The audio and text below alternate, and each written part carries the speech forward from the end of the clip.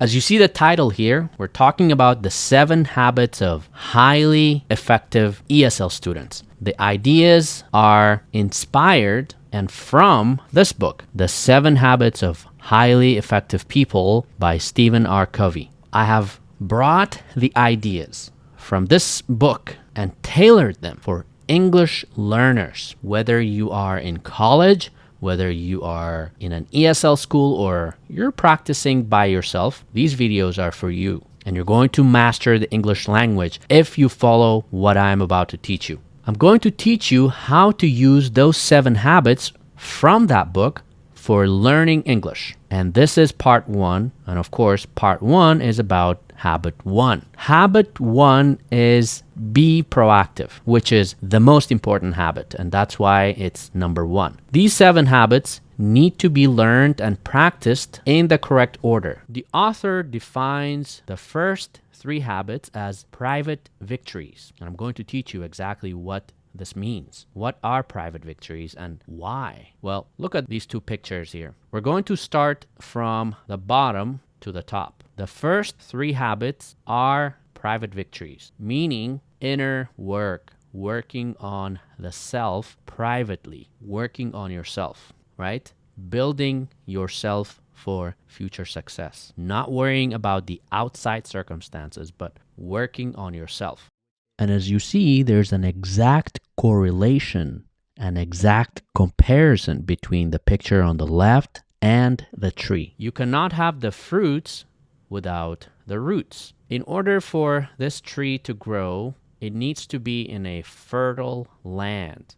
And the inner part, the roots, need to be taken care of. The roots need to be watered. The seed needs to be watered and taken care of, right? And then slowly it's going to start to grow and bear fruits. But in the beginning, it's only private victory. The roots need to be doing well for the tree to grow. And that's why this part here is all about private victories, as you see, right?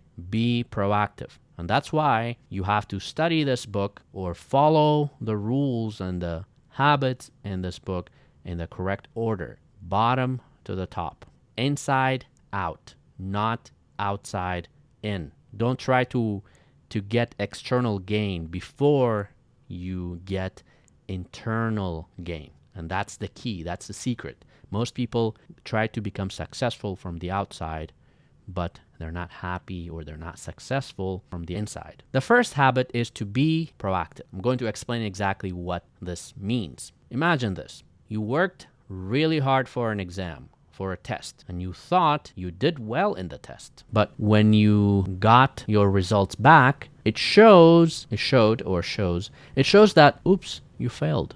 What are you going to do? Are you going to cry? Are you going to get mad? Like, I'm so mad at this teacher or at yourself, and go to the teacher and tell her or him that she treated you unfairly? Are you going to go and talk to the teacher and say, I'm so mad, teacher, this is not fair? Are you going to be reactive and feel sorry for yourself? So are you going to be reactive and feel sorry for yourself? Like, why me? Why me? If so, that's the behavior of a reactive person. And being proactive is the opposite. As a proactive learner, what you're going to do is you're going to sit down and think about why you got this grade. If you think it was the teacher's fault, you go and respectfully talk to the teacher. But you're not going to argue. You're going to ask her or him why you got this grade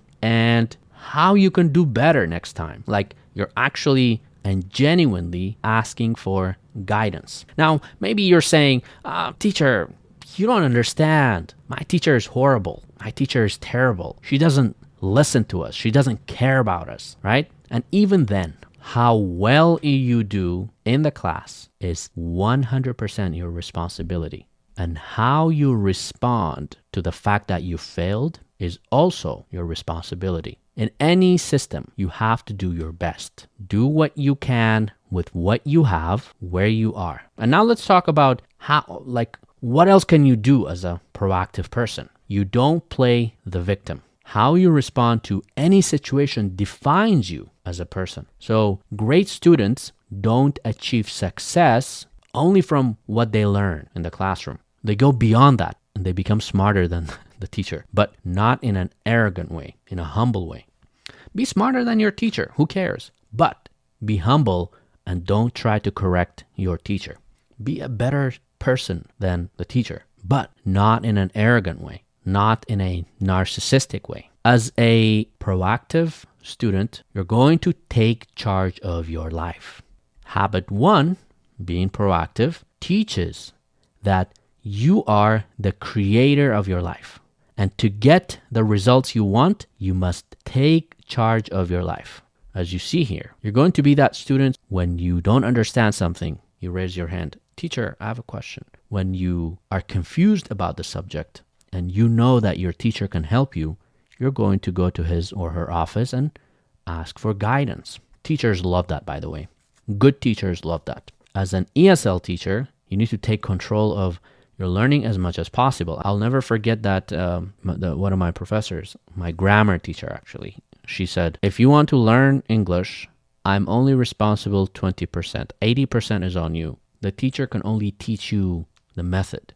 You need to go out there proactively and learn more. Expand your critical thinking. Expand your scope of knowledge. Don't wait for the teacher to assign homework and tasks to the class. Don't try to learn English only through your teacher and your classes. And don't wait for homework. That's wrong. And by the way, I get it. Like sometimes homeworks are boring and they're a waste of time. They can be pointless. I get it. But if you have to do it and it's a part of the class, just do it. Just listen to what the teacher says. And after your homework, go out there and learn more. Be as a proactive ESL learner, you must look for knowledge outside of the classroom subjects, outside of the school textbooks. In school, they teach you how to read, they teach you how to write, but they don't really teach you the love for reading. Unfortunately, they don't teach you the love for writing. You need to go out there and find the love and the pleasure of reading by yourself, the pleasure and the joy of looking for more knowledge, because knowledge is a fun thing, but you have to taste it first. So you need to go out there and find the joy. If you say you hate reading, that's because you haven't read a book. You haven't read a story that is interesting and fun, that makes you become part of the story in the book. And that's why you hate reading. The reason you hate it is because you haven't read the right book. You haven't read a book that inspired you to read more, or that you learned something that was so interesting that you wanted to read more about it. The fact that you're actually watching this video shows that you are a proactive person, and you should be proud of yourself because you are taking action towards your goals. And for that, I'm so proud of you too. You have to understand that no one is going to do it for you. You have to go out there and do it yourself. You are the only one who is responsible for your life.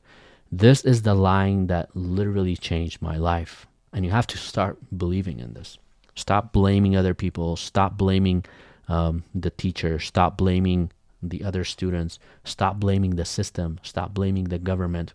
Focus on what you need to do with what you have, with the system that you are provided with. And the fact that you have a phone, the fact that you have internet, the fact that you're watching this means that you have a lot of resources to learn from. And remember, you are the only one who is responsible for your life. You are the only one who is responsible for improving your life. Like I said, this habit teaches you the idea of responsibility, of taking action, that you are the creator and you are the one who can take action and improve your life for the better. I remember when I was learning English in college many years ago, I would seek out information, and any opportunities that I would get, I would take them. Like I would make friends with some American teachers who were teaching in my college, and I would try to hang out with them after school. I would watch movies that would help me improve my English. And sometimes my grades were not great. I was one of the top students, but I didn't really care. I had other classmates who were only focused on grades and they would be the top student, but my focus was on quality. My focus was on mastering the English language, and any opportunities I would get to improve my speaking, I would take action. I was proactive with one of my classmates who wanted the same. We had the same goal, so we would always speak in English. His name was Ahmed. If you're watching this, I hope you're doing well. But we're still in touch, we talk. But we always spoke English. Like 90% of the time, we would speak English. And some of our friends would like make fun of us. They would think like we're showing off. But the truth was, we wanted to learn. And we achieved what we achieved because we were proactive. We were taking, I remember like one of the TV shows was Prison Break.